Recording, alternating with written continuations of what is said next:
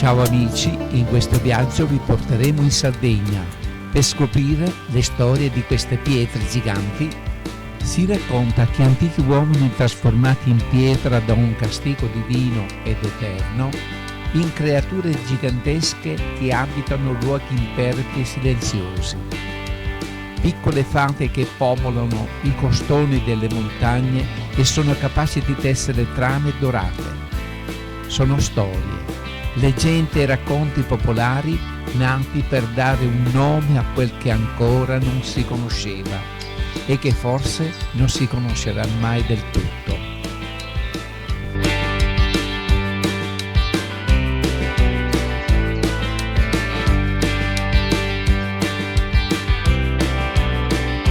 Passeggiando nei sentieri del Supramonte non si possono perdere sos cuiles, le strutture abitative utilizzate dai pastori fino agli anni 70.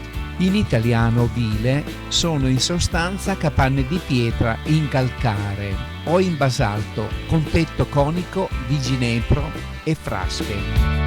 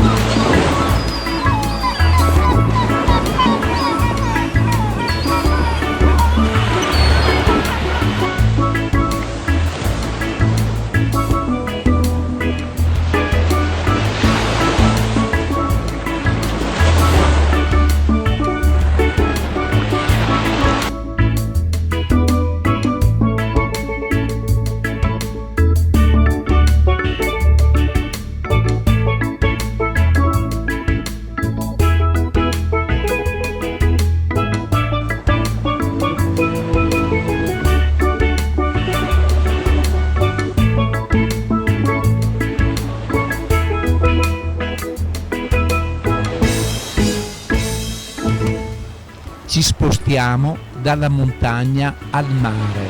Nella costa centro-orientale della Sardegna si trova uno dei complessi naturalistici più suggestivi che la nostra bellissima isola può vantare. Parliamo del Golfo di Roselle, un'estensione di oltre 40 km nella quale si atterrano spiagge di finissima sabbia e insenature rocciose dominate da imponenti bastioni calcarei rivestiti dalla rigogliosa macchia mediterranea e da boschi secolari.